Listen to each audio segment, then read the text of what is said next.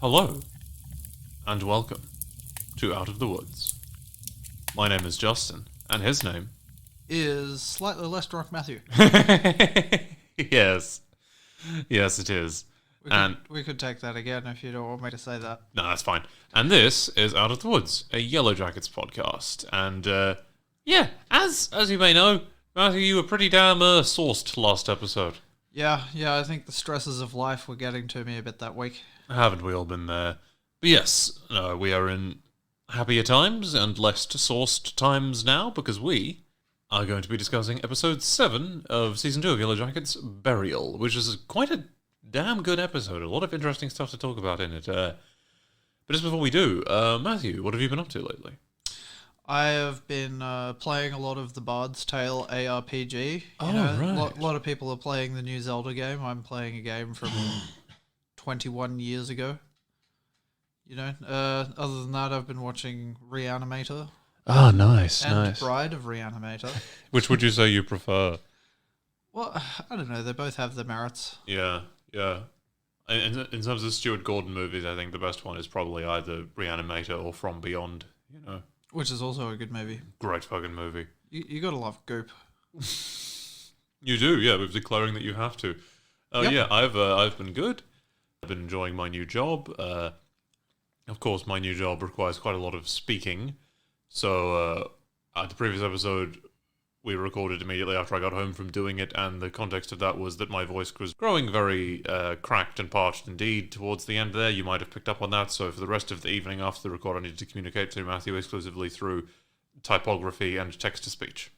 Which was hilarious. Yes, it's exactly as funny as you were thinking. But no, yeah, I'm good. I recently have been watching the show, like everybody and their mum and their dad and their dog have been watching the show Succession. It's really quite good. And also rewatched the movie Syndromes in a Century. Fantastic movie. And also watched the movie Secret Sunshine by Lee Chang-dong. A powerfully moving South Korean film. I highly recommend that one. He did a Burning. You've seen Burning. Ah, yeah, where they do some burning. Yes. It's because I've read the Haruki Murakami short story that's based on it. I was like, it's like a 5-page story. How did they make that a 2.5-hour movie? But they did. They did. Yeah, we are not here to discuss any of those things. We're here to discuss Burial, episode 7 of season 2 of Yellow Jackets, directed by Anya Adams, written by Rich Monahan and Liz Fong. Matthew, what did you think of this episode? It was a damn good episode. Yeah, no, I agree. I like this episode. When I first wrote these notes, I said I liked it, but not quite as much as some others in the season. Because I said, it had some amazing scenes, but I didn't think they were arranged as elegantly in some previous episodes, and maybe that's true, but I think I appreciate it more now. I think this is a damn good episode. It has a lot of very interesting stuff. Expound upon that. Yeah, and no. But no, it's obviously an episode that is dealing with the aftermath of the horrific events of the previous episode, and it does so in a very interesting way, and I think sets things up in a very interesting way. And, oh, man, everything to do with Coach Ben is just, I am so interested to see what they do with him, Other than eat him, obviously. Poor guy. We open on some really beautiful panning shots of the snowy wilderness, set to Nirvana's Something in the Way. Matthew, thoughts on that song? Well, Nirvana used to be my favourite band back in 2008. Nice, yeah. It's not now, but it's okay. Yeah. I liked the lyric about fish not having any feelings. Yeah. Dare you to prove otherwise. Everybody is lying about the cabin, being sad as fuck. Shauna is borderline catatonic, holding her offspring in a furry shroud. It's really, everything to do with Shauna in this episode is fucking heartbreaking until the end, when it's terrifying and also heartbreaking. Ty tries to get Shauna to drink some water. I love how they portray Ty as, trying to help her in a well-meaning but totally ineffective sort of way, because she's a very solutions-oriented person. Yes, you should get up and about and make yourself busy, but, that doesn't always help for depressed as fuck people, Probably neither does the last scene, but you never know. Well, I mean, we'll see. Maybe it does. But yeah, Lottie notices that the snowfall has stopped. The Yellow Jackets work together to pull open the door, and a small avalanche of snow barrels into the room. Ty suggests that Shauna should take a walk and get some fresh air. That, as I said, that's not exactly what I think Shauna needs right now. But it is, it's nice that she's trying to help. As the Yellowjackets shovel snow out of the cabin's, general yard area, Shauna, this is fucked. She buries her baby in a cairn of large stones and lays them on top of each other and repeats, for the final time, "It's you and me against the whole world." Fuck me. Yeah, I really hope that cairn stays up, It doesn't get knocked down by a wolf or something. You never know. No. But yeah, we cut to a remixed version of the credits. It was interesting, but I prefer the original. And after the credits, in the present, the Yellowjackets are putting their pocket objects in a bowl as Shauna, Ty, and Van are inducted into the cult. For the day, at least. Yeah, Ty is like, have you two joined a cult since we last saw you? Lottie responds, as she so often does, that they are an intentional community. Van very astutely asks, what is the intention? Yeah, jury's out on that one. I think it will become clear in the next 2 episodes. Nat says that about a week ago, really? A week ago? Busy fucking week.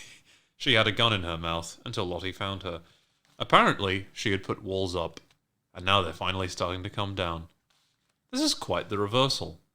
But I think it makes sense considering how vulnerable Nat is right now. She's just looking for anything to grab onto. And I think the next 2 episodes might make her reconsider that decision a bit. Let's hope those walls don't come down on her or her close friends. And let's hope if they do, it's like in a Bugs Bunny cartoon where it's the exact shape of the outline of you, so you're fine. Yeah. Natalie says they will all benefit from dealing with the dark shit they brought back with them. Now that I agree with, but I just don't know if this is the ideal environment for that. Cut to Ty and Van in the past, cleaning snow out of the fire pit. Ty is very sad and says that she really thought he was going to make it. Van points out, validly yet quite depressingly, that he probably wouldn't have lived long even if he had survived the birth. Van says, I just think it's time we woke up. Her usual ability to play off horrible situations with a joke seems to have at last deserted her. Van says that doesn't sound like her. Van tells her that she kept surviving things that should have killed her, and she thought that it meant something, that she had some kind of purpose. But, as she says, I'm not fucking seeing it, Ty. Is this the first step of Van losing her faith in Lottie? Is it the death of Shauna's son that first sets her on that path? It would be a very understandable, first fallen stone of a collapsing bridge. Ty responds that Van helped her see, hear, and sleep. She would be dead without her. She says, I need you, Van. It's actually, it's kind of cute, actually, in this horrifying context. She replies that she needs her too. But she continues, but I need to know why the fuck I'm still here. It is sort of narcissistic when somebody is like, I'm struggling with my purpose. I don't know what to do. To be like, you exist to help me. You help me make me feel better. It's like, that's great, but that's, I would want maybe a little more out of life. Yeah. It's good to feel needed, though. It is good to feel needed, but you also got to exist for your own sake. Cut to the present. Lottie presents the gals with the induction activities of self-care, guidance, forage, and renewal. So Matthew, if you were presented with the options of self-care, guidance, forage, and renewal, which one would you choose? I don't know. That goat was pretty cute. The goat was cute. Van interpreted forage to mean get really drunk, so, What was the one that Misty chose? God, what one was it, actually? The Altered States one? I'd probably pick that one. Yeah. It was either guidance or renewal, but I forget which. It's probably renewal, but, don't quote me on that. But yeah, love the movie Altered States. Fantastic movie. I would leap at the opportunity to go in one of those weird isolation tank thingies. Yeah. Van says that this isn't for her. She tells Nat that she's glad she's alive and that Lottie is back from Switzerland, which apparently was like a fucking decade ago. Jesus. But that she's going to leave. But then Ty is like, I'll take renewal. And then Van is like, I'm going to stay because I'm still obsessed with you. Shauna says that all her rational instincts are screaming, lol, listen to those instincts, Shauna. Listen to them. But They'll probably say, get the fuck out of here. Yeah, These people are crazy. But she goes with self-care. Misty chooses forage. Lottie ignores her and gives forage to Van instead. Lol. Misty gets guidance. Yeah, that's what that was. Lottie tells them that they must give up their phones. Ty protests, but Misty is all, our devices keep us captive to other people's priorities. Yeah, blah blah cell phones captive, yep.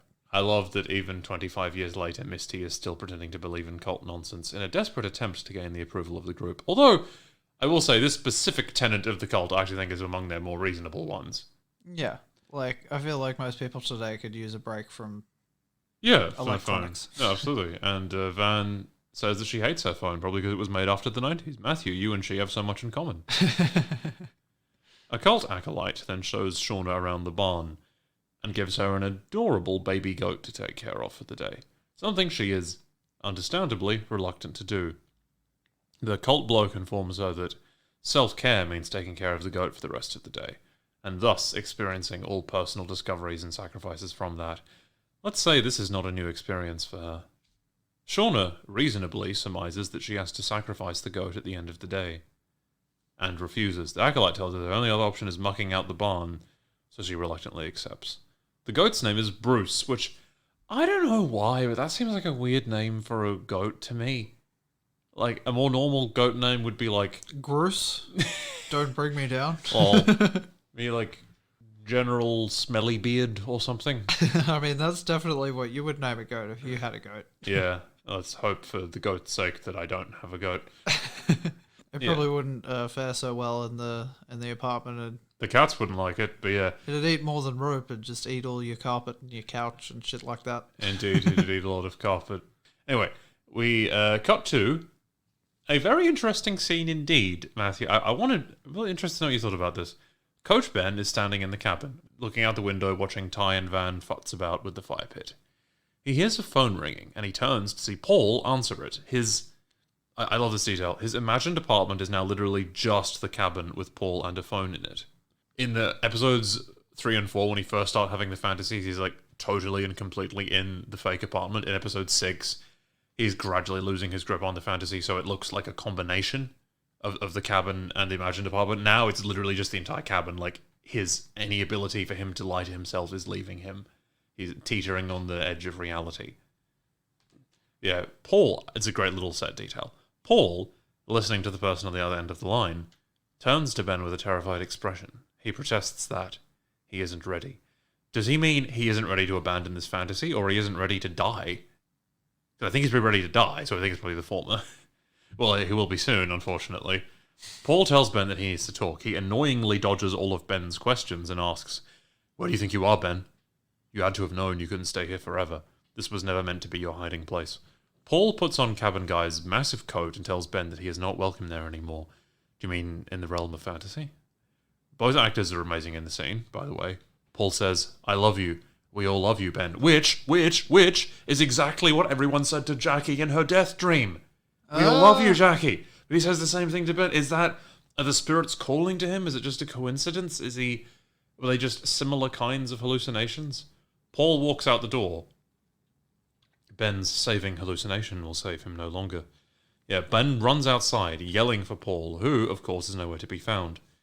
Ty and Van look at him concernedly. They ask if he's okay. He replies, "Yeah, I'm fine. I'm going to be just fine," with a terrifying expression on his face. In that moment, he seems to come to a decision. The only good thing Ben had in his life was a lie. And now even that is gone. Fantastic scene. I liked Ben in the first season, but they've really made me fall in love with that character in this season, and I am desperately hoping against hope that he somehow manages to not die horribly. Yeah. But he will. Cross your fingers. Yeah. Cut to Lisa, leading Misty to the sensory deprivation tank. Yeah, Misty seems skeptical of this water coffin, as she puts it, but Lisa reminds her that the most authentic guidance comes from within. Lisa, like most humans, is repulsed by Misty. Misty makes an excuse and ditches this activity. Cut to the past. Misty is shoveling out the cabin yard, near to but obscured, I think, behind like a tree or a boulder from the vision of Jen, Mari, and Akila. She's listening to them talk, unbeknownst to them. They're talking about the birth. Akila says that Misty was amazing and commends her for keeping her shit together at the end. Mari says that she was only able to do so due to being psychotic. Mari then... This is interesting to me. technically not accurately, but in a deeper sense accurately, accuses Misty of killing Crystal, pointing out that she hasn't looked for her once. Like, technically she didn't kill her. Like, her death was an accident, but she was only in that situation because she revealed that she did something even more fucked up and she was threatening her, so it's like... Like, she's still, like, partly responsible. Definitely partly, at least, but yeah, definitely partly responsible. Yeah, so this makes Misty kind of freak out. Cut to everyone inside the cabin. Ben is shaving. It makes sense that they'd have a razor, because, like, they would buy it, shave their legs and stuff, but then when they crash, they'd be like, who gives a fuck about that anymore? So they would just have, like, razors lying around. Like Misty and her deodorant. Yeah, exactly. Oh, I loved that. Loved that little detail, and I'm very impressed you remember that, by the way. Why so impressed? Do you think my memory is just a giant sieve? I mean, no, but, like, I barely remembered it, you know.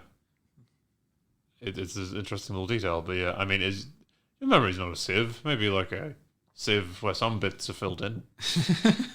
Misty... What, like a funnel? Yeah, sure.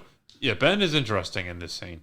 Misty addresses everyone, saying that although, of course, they are all really sad about the baby, they must focus on finding Crystal. Coach, like, in a way that he hasn't for a long time, steps up and is like, yeah, Misty's right. If Harvey could survive for a few months out there, then maybe Crystal could make it for a few days. Melissa suggests that maybe the wilderness took her. And the baby. Jen says that maybe it'll give them something back. Ty predictably seems to think this is dumb. Lottie says that it doesn't work like that. The wilderness doesn't trade or haggle. It hears us. And it gave us what we wanted. Shauna lived. So Lottie, you're saying that your prayers weren't specific enough? This theology is getting remarkably incoherent. I mean, like Gaunter O'Dim would say, you know, Yes. I always give people exactly what they ask for. The problem is that their wishes are not specific enough. Exactly. And a very good parallel.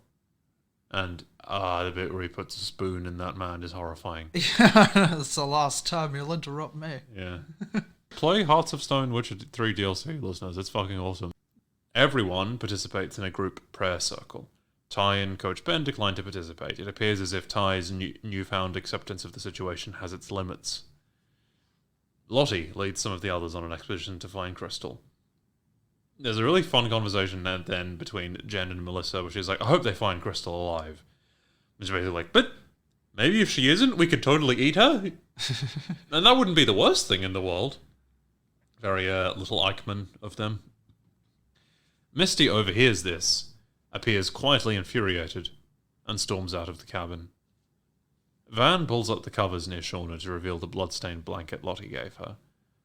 Shauna remembers her dream, grabs it, and throws it into the fire. Lottie, Ty, Misty, Mari, and Aquila are wandering about, yelling for Crystal. You'd have to shout pretty fucking hard for her to hear you where she is.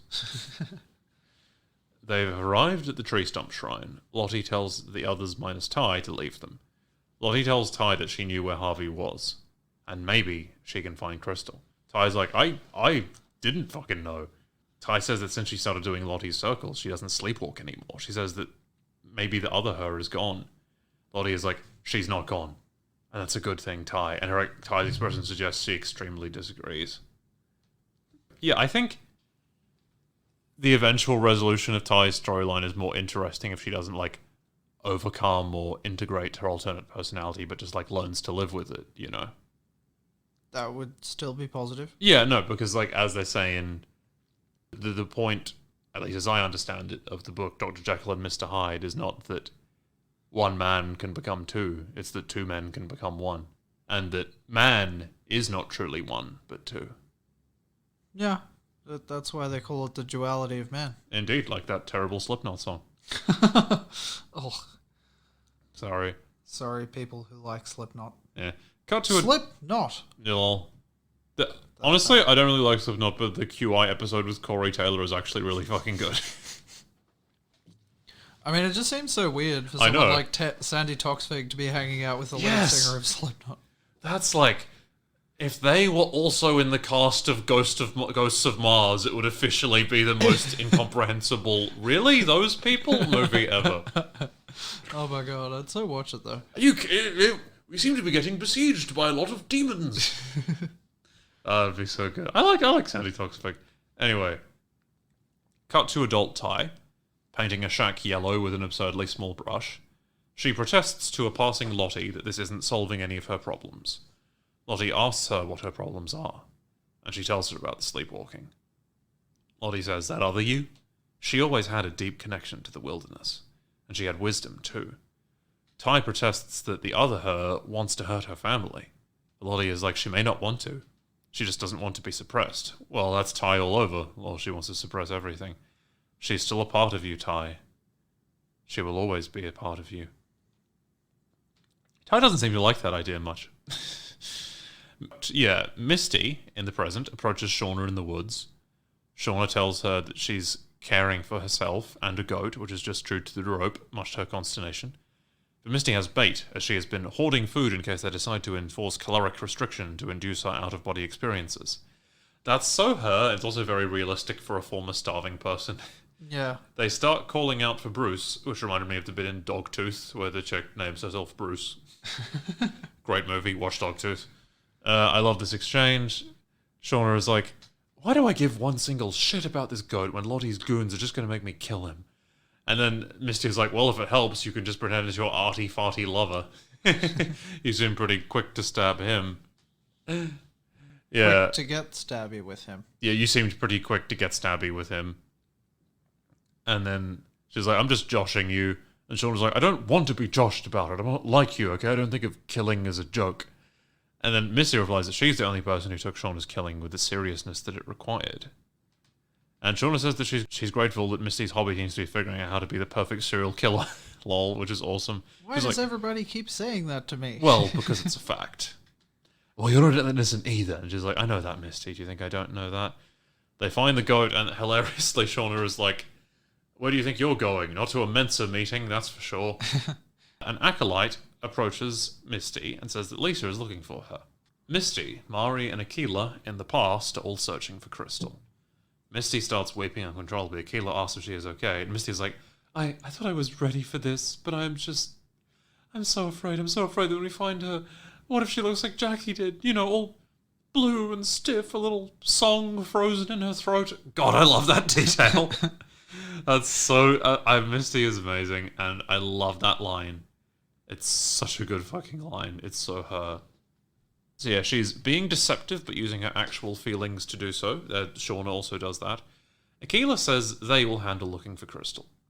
And Misty is seemingly grateful for that and wanders off. But then she's like, I'm not going to let them meet you, Kristen. A slightly sort of expositional line, like everybody got that, audience, but also talking to oneself is a marker of the terminally lonely. Then we get a scene of Coach Ben determinedly walking through the snow, falling over a bit and then picking himself back up. He looks pretty done. Cut to Shauna in the meat shed, desperately pleading for Jackie to talk to her. She does not oblige, and she starts weeping uncontrollably. In her present mental state, I shudder to think of what sort of things her projection of Jackie would say to her, though, you know? Yeah, right. Yeah, Shauna's emotions have no outlet, and will have none until the final scene of this episode. Yeah, in the present, Shauna walks back into the barn with Bruce and tells the cult guy that he ate some rope. The cult guy simply says that he is under her care. And she's like, look, it ate a bunch of rope, and part of me thinks that might even be fine for goats, but I don't know, I'm just going off cartoons because you people took my phone. This is amazing. She's like, it's one thing if I have to stab this goat later, but there's no fucking way it's dying or I'm supposed to be watching it. I think goats will eat anything. Yeah, I believe they're all good. Yeah, I believe they're all... I mean, don't make any veterinary advice based on that, but I think they can survive eating more things than the average thing can. Definitely don't feed your goat rope Don't, unless it's part of its dietary Yeah, program. balanced diet of roughage. So Shauna instead decides to take the issue up with a passing Lottie. She says that she doesn't care what lesson Lottie wants her to learn. She's not going to kill this goat. Lottie is like, chill, you don't have to kill the goat. She says, I find it gives a person clarity to have to care for something so innocent. Shauna then, goes on this massive rant about, she's like, always kept her daughter at arm's length just out of fear that she would die, or maybe that she was never even real to begin with. Oh, fuck, that's a killer line. She's like, I try to tell myself that it's okay, that I'm safe to think of her as mine and just be her mum. But I think something is broken, Lottie. I just can't do it. Oh, fuck. Lottie doesn't really offer her seemingly much comfort either, which maybe is understandable if she's remembering the last time they talked about parenting in the woods. Matthew, do you think it's realistic that she would just pour her heart out to Lottie like that? I mean, like, she's ostensibly almost her therapist. So. Yeah, basically, yeah. And And it's an old treasured friend. So in a manner of speaking. It does seem a little jarring, but she is going through a lot right now. And Lottie does have that effect on people sometimes. Cut to Lisa trying to persuade Misty to get into the tank. And she's like, no one cares that you are in the tank or here at all. Ouch. Also, some jealousy of her and Nat's closeness? So yeah, Misty gets in the tank, the door closes, and she is totally alone in the darkness. She hallucinates brief flashes of Walter and one of Crystal, and then maybe the weirdest scene in the show happens? Yeah. It was fucking awesome though, wasn't it? Yeah, maybe not as weird as if she'd transformed into a monkey. Or indeed a lava monster, like in that movie. Yeah. God, that's a great movie. Then she would have had to, like, drink the blood of said goat. Brutal. While in, like, a weird trip. Oh, I hope that happens. Be a good crossover. She hallucinates a bunch of revolving bird people and Walter performing an incredible original composition, I think, about dancing on people's graves. This is what her mind is like. Lol. Very Emir Var Evries, or whatever, however you say the his white name. flame dancing, yeah. On the graves of his foes. Misty then has an interaction with Caligula as a human man, played by John Cameron Mitchell from Hedwig and the Angry Inch. This is such a great exchange. She says, Caligula, when people look at me, do they just see someone desperate for love? Just some murderer? Then he's like, how much do we all count on you? The truth is all around you, you refuse to see it. You're looking at the floor when you should be looking at the magic. How much do we all count on you? How many times did you get the ball over the goal line? 0, because she was the equipment manager. She wasn't on the team. Take it from a bird named after a Roman emperor who was also unjustly accused of heinous acts. I'm glad they acknowledged that, because, like, currently, I believe the historical consensus is that Caligula, the Roman emperor, was not that bad a guy. He was just unfairly, propagandized as being a shithead. Very like that guy in The Devils. Indeed, indeed. It's fucked that movie was based on real life events. Yeah, good movie. We'll have to track down the one where she fucks that guy's bone. I mean, I think it's just heavily implied. I don't think they Matthew, actually filmed it. I'm certain there is a version where she fucks the guy's bone. I mean, I'm certain. maybe we'll track it down one day, Yeah. maybe on the deep web. Yeah, he's like, you are not a murderer, Misty, which she almost certainly is. You're a closer. She then hallucinates calling Walter on her phone that looks like a giant pair of human lips from episode 2 of the first season, great callback, who responds with a bunch of Morse code beeps that are visualized as an animated love heart, and the Morse code means, I love you, backwards. Oh, that's cute. Misty excitedly runs out of the tank after having her epiphany that she is actually capable of being loved. She picks up the cult's landline, and she leaves a message for Walter, telling him that she never should have pushed him away like that, and that his grandma is really cool, the one that murdered his granddad. She also does the you hang up thing, which was really cringy yet adorable, and yeah, I get the feeling she might regret making this phone call. Cut to Misty in the past, searching for Crystal where she actually knows her to be. The snow at the bottom of the cliff. Yeah, Misty grows increasingly desperate as she cannot find her. She then climbs to the top of the cliff to discover Coach Ben, sitting on the ground and staring off into the distance with a 1,000-yard look in his eyes. This scene fucking destroys me. It is one of the best of this season so far. Yeah, Ben is about to kill himself. But Misty is like, Ben, stop, you're too close to the edge. And he's like, that's the point. And he just says, I'm not going to keep losing everything. Which, oh fuck. Misty's like, hey, Ben, don't you dare. He asks, could you just push me off? And she's like, no, how could you even say that to me? It's like, Misty, I thought you were a fan of assisted suicide. She says, look, Ben, we need your strength. Which he probably thinks, I don't have any fucking strength left. And then she's like, people are dying all around us, and life is so precious, okay? You can't just throw yours away. This doesn't seem to convince him. He takes another step forward. So she puts away the carrot and takes out the stick. And is like, Ben, if you kill yourself right now, we will eat you. And he's like, I don't care. She's like, I will savor every moment of it, especially your high-calorie butt meat. line of the episode. Fantastic, fantastic line. Sounds like something I that love would it. be said in a Michael Rosen YTP. It does. High does. calorie but But meat. It does, doesn't it? And then he's like, I don't fucking care, Misty. Like, he's just past giving a shit about anything. And then she changes tactic and is like, oh my god, this is so fucked up. Yeah, she says that she will tell the whole world of their love story. And she'll tell them even worse, that she will tell his parents that he was the one who impregnated Shauna. Fuck.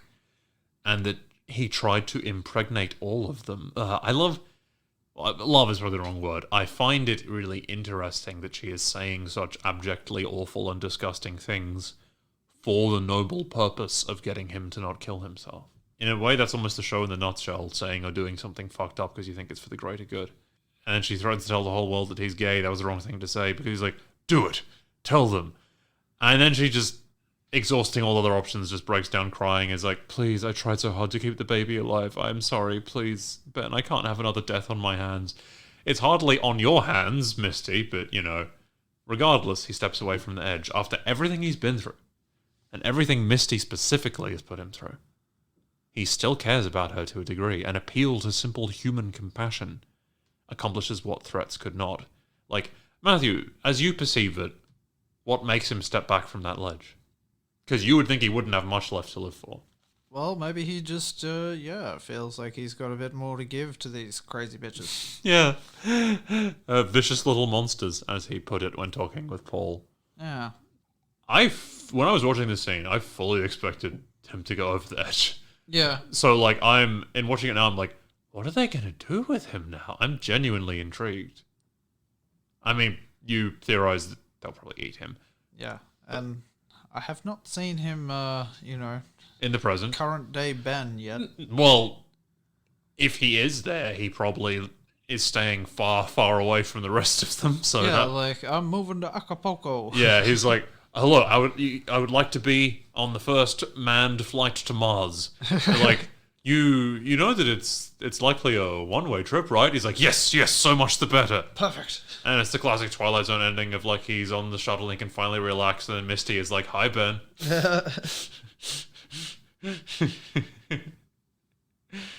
Yeah. I hope Ben makes it, dude. But he probably won't.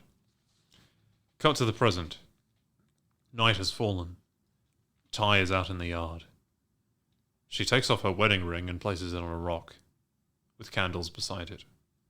Van, who is drinking nearby, said that she doesn't see her marrying that rock's going to solve all her problems. Lol, reminds me of the movie Corpse Bride. Ty then asks why Van isn't doing woo-woo shit with the rest of them. Van chose forage, so she foraged some booze from her truck. What a legend. And Van is like making offerings to the dirt, and she's like, yeah, something like that. Then, on a whim or an impulse, the two of them kiss. Passionately. It's fucking hot. Ty pulls away, apologizes, and Van is somewhat exasperated. She's like, Van, I'm so sorry. Of course I've thought about it, but it's just going to be a long road before I can. And she's like, I can't wait for you, Ty. She's like, I'd never ask you to. It's like, no, I literally can't wait for you. I don't have that kind of time. I have cancer. Has your brain accepted that fact yet? No, and it never will. This reveal fucking floored me, but in retrospect it makes a lot of sense. The medication, her talking about reassessing one's priorities when you're at death's door, why she doesn't seem to care about her long-term health or her financial prospects, why she has, in Ty's words, given up on love. God, what a fucked up situation to be in, to survive all manner of horrible shit just to get taken out by the big C. Or as they'd say in Metalocalypse, the Big K. Exactly. Cancers. But I fucking refuse to accept this. Do you hear me? I refuse to accept this. I love Van. She is not fucking dying. She's survived impossible situations before. She can damn well survive this one too. Yeah, and Lottie can just voodoo it out of her, right? Yeah, and into Officer Twatface. Yeah. And he will explode Happy ending all round. in a gout of viscera. Everyone's happy. Presumably not him, but fuck him. But yeah. Fuck him. And Van is like, you know when someone says they have cancer and then they're like, oh, but it's the best kind of cancer to have, or at least they caught it really early. This isn't one of those times. She says that she has months to live. Ty is like, Jesus fucking Christ, you're deciding to tell me now? And she's like, what are you talking about? You showed up at my door. I wasn't going to tell you at all. She's like, why the fuck not? And she says, because we don't know each other. Ouch. A brutal yet accurate line. She's like, what would you have done if I contacted you out of the blue? Send flowers through your office or message me on fucking Facebook? Yeah. Misty appears and calls to Ty, and Van advises her to act normal. What a fucked situation to be in, you know? I'm not accepting this. She will survive. They'll think of something. We then cut to a scene of Lottie and her therapist, and ladies, gentlemen, and others, I would like to just humbly say, for the record, fucking called it! Also, maybe she should go see Dr. B.G. Yeah. Presumably good at making people stay alive. Yeah. Lol. Or even Dr. Spaceman. I got cancer, Dr. Spaceman. I've come up with a revolutionary new technique to... That's more David Cronenberg than Dr. Spaceman. To place your cancer in my ass. And then the Mulawana will scare it out of existence. Perfect logic, as we've come to expect. Lottie says to her therapist that even more of them are here now.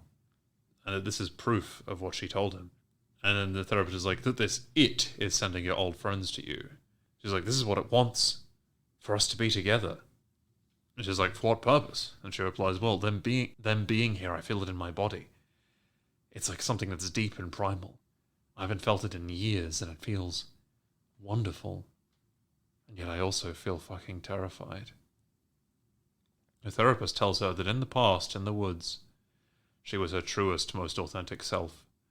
What is standing in the way of you embracing that again? Lottie protests that we hurt each other. People died. But her therapist responds, is there anything of value in this life that doesn't come with risk? Or loss? Or consequence? And she's like, are you saying what I think you're saying? She's like, you tell me. The therapist then transforms into the fucking Antler Queen with all the get up. Ah! She says, does a hunt that has no violence feed anyone? It's fucking terrifying. And this confirms, as I theorized, that her therapist was never real. It was just her fucked up brain telling her to embrace her fucked up brain. Yeah. This is so terrifying because this means that she now can't trust anything she sees. It could all be a hallucination. I mean, could she ever? Well, yeah. Cut to the main area of Lottie's cabin. Nat wants to talk with them about what they learned that day. She hopes they all got something unexpected out of it. Yeah, Ty definitely got something unexpected out of it. She says that I know we're not the type of people to just buy into bullshit, and this place definitely has some bullshit, I won't deny that. But I think it's more about discovery and finding something within yourself that you never really knew was there. Yeah, she asks them if they want to get started. Shauna says that she has already gotten started drinking some of Van's tequila. And she's like, where did that come from? And she's like, from Van. And Van is like, you knock. Which is adorable. God, I love her. I don't want her to die. Nat admonishes them for not being more present. Shauna points out, kind of reasonably, that it's a bit weird for her to be telling them not to fuck around. Shauna suggests they just hang out for a bit. Oh, they will. They all sit down on the floor. Nat still refuses to drink, though, which, good for her. Lottie wanders towards the common area. Seeing all her friends hanging out, she looks conflicted. She bursts in and tells them all to go home, but they don't want to. I think they might regret that decision. But yeah, Van tells her to sit with them. Think about it like group therapy, except not bullshit, because there's booze. Nat says, we're all here. I think it might be time for you to stop resisting. Yeah, I kind of think maybe Lottie should keep resisting, when you consider exactly what it is that she's resisting. But yeah, Lottie agrees, and Florence and the Machine's Free plays over a cute girl's friendship montage. I'm sure nothing horrifying will happen here. The second Florence and the Machine song in the episode. Yeah. Natalie is like, okay, Misty, what's up with that guy? Is he your boyfriend? And Misty is like, oh, you know, his name is Walter. We met online, so it's pretty new. We haven't really defined the relationship, but, you know, when you know, you know. And Van is like, does he know? Which rules. And they say that they're happy for her. That's nice. And then she's like, but what does he do? And she's like, oh, he doesn't have a job. He's dedicated to his passionate pursuit of knowledge. And Ty's like, nice, so where does he go to prison? Which is a great line. It's a great line. I love them interacting together. They start talking about Nat sleeping with Kevin Tan. and talk about Misty watching, and she's like, that's not true, I did not watch those parts. And then Van is like, was she watching some parts? Phrasing. There you go. Misty attempts to reminisce about the first summer when they were stranded, and Van is like, what the fuck? You want to casually reminisce about our time in fucking Oblivion? And Misty was like, no, you don't know what I was going to ask. And Ty's like, how about we never find out? But Natalie actually brings that up. Says that she has kind of a weird question, but she's been thinking about it. How much do you guys remember? She remembers, but it's like some things are hazier than others, and Ty is like, yeah, like they've been stuffed somewhere deep down. Lottie says that that's a familiar cognitive response. In an ecstatic state, the human body can't hold memory that well. Shauna says, well, if I'm repressing things I don't know about, I am very okay with never figuring it out. I feel you, Shauna. But Lottie says that they always end up manifesting in some way. Don't they? I mean, compulsive behavior, addiction, disease, cutting your own bangs, as Van suggests. And she says, we're all deeply familiar with the terrible parts. Thank you, Lottie. Yeah, Van walks over to get a refill. Ty walks over to her and is like, hey, I know a specialist at Johns Hopkins. Again, solution-oriented person. But, like, I'm pretty sure she's been to specialists, you know? Like, I don't know if you can fix this, Ty. I think the Woods need to fix this. You never know. Maybe they've got some super crazy nuclear medicine at Johns Hopkins. Also, I know that previous to this point in the podcast, I've been kind of taking an agnostic viewpoint to, like, is the Woods magic real or not? If it can heal Van, if it can make adult Van okay, I will 1000% believe it. I will dance naked in the fucking treetops if you want me to. Just putting it out there. The song Lightning Crashes by Liv plays. I really like this song. Liv are a confusing band to look up concert recordings of. Yeah, I can imagine. It's Live Live. Yeah. And it's like, oh my god, you guys, I love this song. They start dancing. There's a really cute Nat and Lottie moment where they're dancing together. Song continues playing. Oh, this scene. Oh, this scene. As we cut to the past, where the Yellow Jackets are in a prayer circle on the floor, and it's exactly the same arrangement as they were in Shauna's dream when they were eating the baby. Dun, dun, dun. It's such a great little detail. Like, you just missed that if you weren't there. Misty is humming the thing that Lottie was humming in the dream. Shauna's like, why are you singing that? Why did you hear that song? And he's like, I don't know. I think Chris was singing it. And as she's saying this, Shauna walks over and fucking punches her in the face. As you do. Yeah, intercut with the modern Yellow Jackets, discovering to their joy that it is snowing. Yay, it's snowing outside. They all run outside and dance around in the snow while the song plays. It's actually a beautiful scene. Shauna starts screaming at Misty while the others are holding her back. You killed my fucking baby! You killed my fucking baby! And Nat is like, stop. Shauna, Misty did everything she could. She's like, no, shut up. You all fucking ate my baby. I saw you. You were covered in blood. And Ty is like, Shauna, stop it. You're acting insane. She bites Van to stop her from holding her in the arm, which is kind of fucked. Lottie then steps up and stands opposite Shauna and says, Travis, take Harvey to the bedroom. Van is like, what? As if, what the fuck are you doing? He's like, Shauna, I know there's a lot of pain right now, but let it out. Shauna, we need you. Let it out. So she does. She just, fucking beats the shit out of her. Like, face, chest, everything, kicking and punching her, like, pummels her, like, dozens of times in the head. By the end of it, she looked like fucking, Jared Leto in Fight Club, as you pointed out. Yeah, after Edward Norton's done with him. Oh, Jesus Christ. And the others are just standing around like, should we do something? Nah, I better just let this run its course. They're in a bold new world now of social norms. Yeah, this is... Shauna is fucked. I mean, don't get me wrong. I understand why she's profoundly upset. But, yeah, she is low-key the most dangerous of them all. Even more so than Misty. Which is fucking saying something. At least in terms of pure physicality.